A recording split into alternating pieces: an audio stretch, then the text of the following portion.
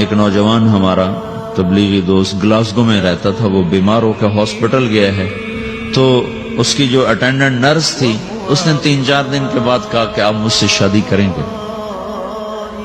اس نے کہا میں مسلمان ہوں، تم کرسچن ہو؟ کہا میں مسلمان ہو جاؤں، اگر آپ شادی کرتے تو میں مسلمان ہوں۔ اس نے کہا تم کس وجہ سے مجھے یہ پیشکش کر رہے ہو؟ وہ کہنے کہ میں 3 دن سے تمہیں دیکھ رہی ہوں تو کہ تم نے ایک دفعہ بھی نظر اٹھا کے مجھے نہیں دیکھا، میں نرس ہوں، میری زندگی یہاں گزری ہے، میں نے کوئی نوجوان ایسا نہیں دیکھا جو لڑکی کو دیکھ کے نظر جھکا لیتا ہو، میں پہلی دفعہ اپنی زندگی میں کسی کو دیکھ رہی ہوں کہ جب اس کے سامنے میں آتی ہوں تو اس کی نظر جھک جاتی ہے، تو مجھے یقین ہو گیا تیرے اندر سچائی ہے۔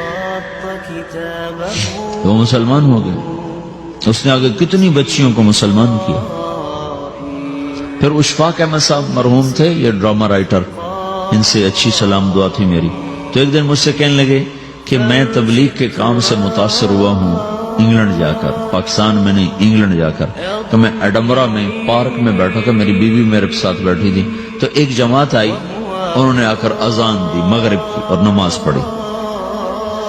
نماز کے بعد 13-14 لڑکیاں بھاگ کے آگے آئیں ان سے بات کرنے کے لیے، تو میں نے بیوی سے کہا آؤ سنو یہ کیا کہنے کہتے ہیں، تو کہا ہم دونوں بھی پہنچے، تو جس نے جماعت کرائی تھی اس کو ایک لڑکی آگے بڑھ کے کہتی آپ کو انگلش آتی؟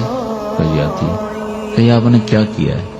کہی ہم نے اپنی عبادت کی ہے۔ تو وہ لڑکی کہنے لگی آج تو اتوار نہیں ہے، تو اس نوجوان نے کہا کہ جی ہم دن میں 5 دفعہ کرتے ہیں، صرف اتوار کو نہیں، روزانہ 5 دفعہ۔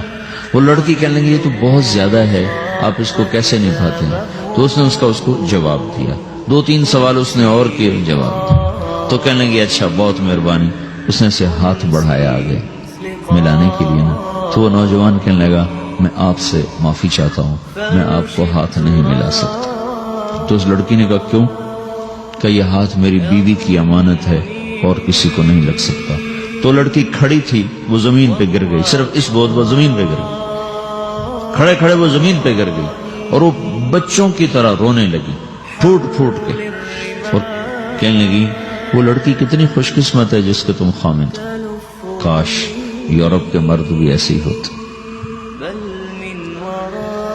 جس رب نے نفسیات بنائی ہے، وہ اگر کوئی عورت کپڑے اتار دے تو اس کی نفسیات بدل جاتی، چاہے وہ مغرب میں پیدا ہو چاہے وہ مشرق میں پیدا ہو۔ عورت کی نفسیاتی حیا ہے اور وفا ہے، کسی وفادار کی تلاش ہے، تو وہ اس کو پتہ بھی نہیں ہے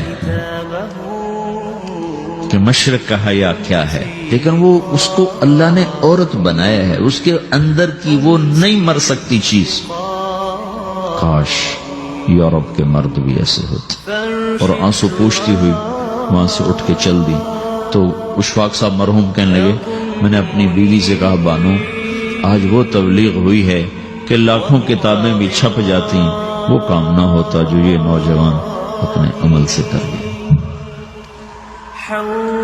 تو میرے عزیزو کٹی پتنگ نہ بنو، اپنی کٹی پتنگ کی منزل کوئی نہیں رہتی۔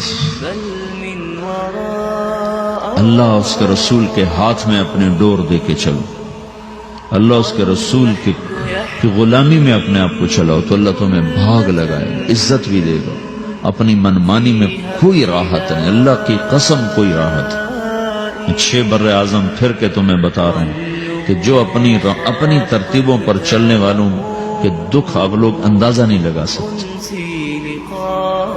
چلنا ہے تو اللہ اس کے رسول کی زندگی کو اپنا کے چلو، اللہ تمہاری دنیا بھی سکھ والی بنائے گا، آخرت بھی سکھ چین والی بنائے گا۔ لیکن یہ سیکھنا پڑے گا، سیکھنا پڑے گا۔ تبلیغ اس کو سیکھنے کی محنت ہے اور اس کو آگے پہنچانے کی محنت ہے۔ تو یہ عمر ہے، اس وقت ساری دنیا اسلام کے لیے تیار ہے، چونکہ نظریاتی طور پر دنیا شکست کھا چکی، کسی کے پاس کچھ نہیں۔ تو ہمارے پاس ایک ایسا خوبصورت نظریہ ہے کہ جو ان کو بڑی تیزی سے اپنی طرف کھینچ سکتا ہے، اور اللہ کا احسان ہے کہ تیزی کے ساتھ نسلوں کا رخ اللہ کی طرف ہو رہا ہے۔ تھوڑی ہمت کرو، چھٹیوں کا وقت تبلیغ میں دو، باقی وقت اپنی تعلیم کو دو، گھر جاؤ تو ماں باپ کے خادم بن کے رہو، نوکر بن کے رہو۔